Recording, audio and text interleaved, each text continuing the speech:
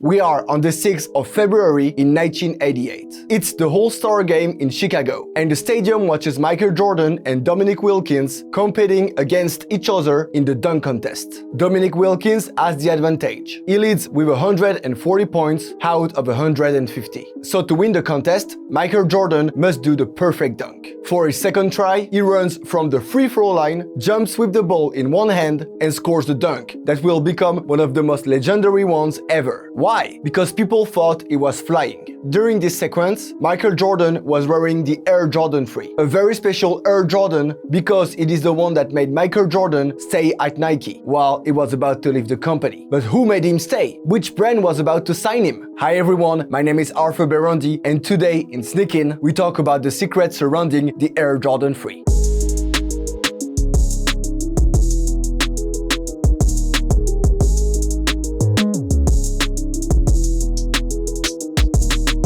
In 1987, Michael Jordan has just ended his second season with the Air Jordan 2. He scored around 37 points per game and is only the second athlete in basketball history to go over 3,000 points in one season. The first one was, of course, Wilt Chamberlain. At Nike, everything was going well in terms of sales. However, there were two main problems to solve. The first one was Michael Jordan. Despite all the records he achieved with the Air Jordan 2, he didn't like the model and was not on great terms with Nike. And for the second one, Peter Moore and Rob Strasser, the designers of the Air Jordan 1, decided to leave the company to create their own brand. And what scared Nike the most was that they wanted to bring Michael Jordan with them, promising him to create his own empire with them instead of relying on Nike. However, they seem not as clever as we think, because they miscalculated something that cost them everything. Phil Knight is in panic. He just lost Peter Moore and Rob Strasser, who want to create their own brand, and on top of that, they developed a plan to make sure Michael Jordan is signing with them. For that, they decided to call a young and inexperienced designer and told him he was in charge of designing the new Air Jordan model. For them, putting such a young designer on this project was assuring them victory in the end, because Michael Jordan was very complicated with shoes, and they estimated they were the only ones who could understand Michael Jordan. However, there was a problem. The young designer they called on that day was none other than Tinker Hatfield, who just designed the Air Max 1 at that time. And if you know a little bit about sneakers history, well, you know Peter Moore and Rob Strasser are in trouble. Like the young genius he was, Hatfield decided to meet Michael Jordan 2 times to ask him as many questions as possible about what type of shoes he would like for next season. While he noted everything, he also realized that MJ likes to wear suits and high-end leather shoes. And what he did was totally different from Peter Moore and Rob Strasser. Contrary to them, Tinker Hatfield wanted MJ to help him create the shoe. And like any architect, he listened. In architecture, you can't design a great house without knowing the people who live in it. And Hatfield applied that principle to the design of the shoe. So Michael Jordan would be close to him, suggesting things about inspiration, performance, personal taste, and innovation. And Tinker Hatfield would suggest things in return to complete Michael Jordan's vision. Regarding comfort, Michael Jordan wanted a less high shoe. He wanted a mid shoe because it is comfier and brings as much stability as a high for him. Now Tinker Hatfield has all the elements to create the favorite Air Jordan of his airness. But if you think calling Tinker Hatfield was the only error Peter Moore and Rob Strasser made, you're wrong, because the two designers also forgot some photo shoots of Michael Jordan jumping close to Lake Michigan. Tinker liked that picture a lot and decided to make a logo out of it for the Jordan brand. Now that he had that minor detail, Tinker Hatfield and Ron Dumas were about to create, in only a few weeks, the sneakers that would make history in the sneakers culture. However, he was still far from winning this contest, because Peter Moore and Rob Strasser were far from giving up. Knowing that Michael Jordan's contract at Nike was in renegotiation, Rob Strasser and Peter Moore knew it was the perfect time to make him sign with their new brand, Von Grack. But why did they leave Nike at first? From what we know, they were very frustrated by what happened with the Air Jordan 2. They were tasked to do a shoe very quickly, and in the end, they figured out they didn't have enough time to think about the model they really wanted for the second generation of the Jordan brand. Peter Moore and Rob Strasser didn't want anyone to tell them what to do and at what time. They wanted to sign Michael Jordan and work by themselves without any higher supervisor. To summarize the situation, let's say they were very angry at Nike, and they wanted to take their revenge on what happened with the Air Jordan 2 and the fact that Michael Jordan didn't like the final product. And this situation with Tinker Hatfield was sad for Peter Moore, because he had a lot of sympathy and friendship for the young designer. However, business is business, and Peter and Rob had to do it. During the off-season, MJ was in California to play golf, and that's when Moore and Strasser decided to show him what they created, and Michael Jordan was very convinced by the project. Also, the fact that they designed the brand around Michael Jordan convinced him.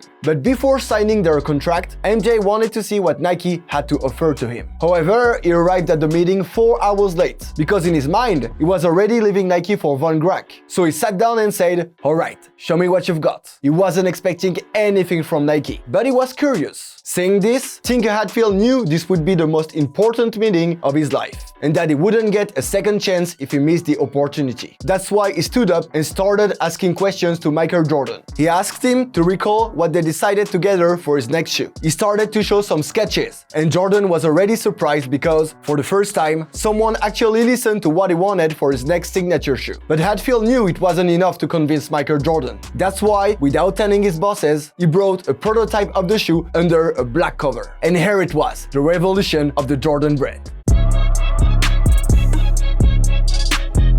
Michael Jordan was shocked. He froze when he saw the pair for the first time. First of all, the pair is a mid, like Michael Jordan asked for. But it also has the visible air technology in the midsole, like the Air Max 1, which greatly pleased MJ. Also, no more swoosh. And instead of that, the new Jumpman logo that Tinker Hatfield designed out of the picture he found in Peter Moore's office. Finally, the last detail that was an idea of Tinker Hatfield, but that Michael Jordan loved, is the elephant print, which is, of course, the signature touch of the Air Jordan 3. Michael Jordan took the pair in his hands and smiled for the first time during the meeting. Peter Moore and Rob Strasser were out before they knew it, because Michael Jordan was already discussing the future colorways of his new model with Tinker Hatfield, who was also very happy that MJ liked his shoe. At the end of the meeting, influenced again by his parents, who told him that this was the right choice, he decided to sign again with Nike, with more points on the contract, like the fact that he has to be there every time a new Air Jordan is created. They will need his validation whenever they design a new shoe for his line. Tinker Hatfield saved Nike. Even Phil Knight knew it and was impressed by the meeting. The Air Jordan 3 was released in February 1988 for $100. But Michael Jordan started wearing it as soon as November 1987. And what Michael Jordan has done with it is absolutely crazy. With them, he won the slam dunk contest of the All-Star game, the one where he was flying from the free throw line to the rim with the Air Jordan 3 white cement. During this weekend, he also wore the black cement colorway and scored 40 points, adding to that 8 rebounds, 3 assists, 4 steals and 4 blocks, making him the MVP of the All-Star game. Also, another major event linked to that shoe was the beginning of the commercials with Mars Blackman, the character played by the legend Spike Lee. Also, a 2-page commercial in the Sports Illustrated magazine with Jordan and Mars made history as one of the most famous ads ever. You guessed it. But with all those elements really needed, an iconic shoe was born. But what do we think about the Jordan 3 today? What is the place of that shoe in the modern society?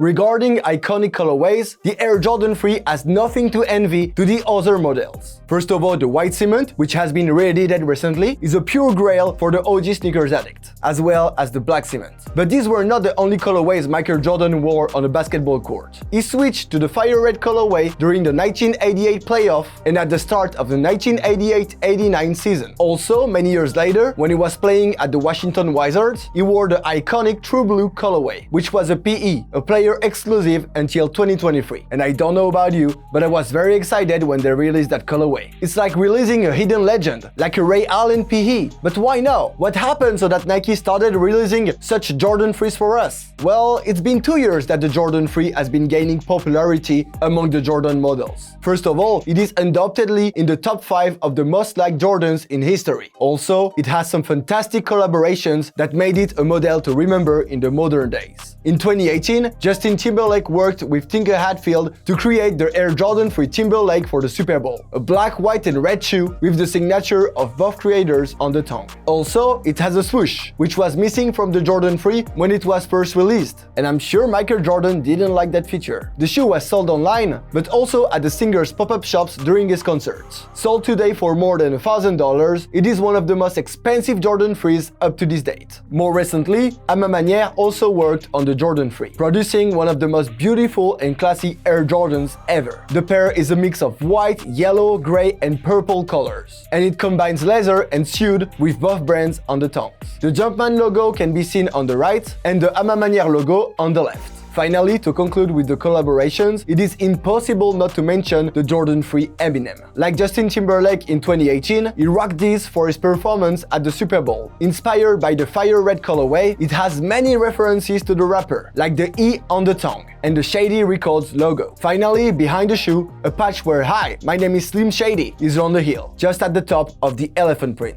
This model is a friends and family, making it one of the most expensive and rare Jordans ever. However, even though these three are nice and rare, these are not the most iconic. Many other colorways made history in the sneakers addict hearts, like the Racer Blue, the Pine Green, the Court Purple, the K54, and the Korea. To conclude, this pair is legendary not only for its iconic and rare colorways or its elephant print, but because it is the pair that made Michael Jordan stay at Nike. Years later, after the release, Tinker Hatfield asked Jordan why he stayed at Nike. He answered that it was because he listened to his parents, but also of a gut feeling. The fact that Tinker Hatfield has created a shoe that translates his own personality made him take his decision. Nobody has ever done that, and he had the feeling Tinker Hatfield was special. He had the feeling he was the man of the situation. But if I tell you that this was only the beginning of a bigger story between them, and that he would design more than 10 other models for Jordan, would you believe it? Of course you would, but we'll talk about this in the next episode.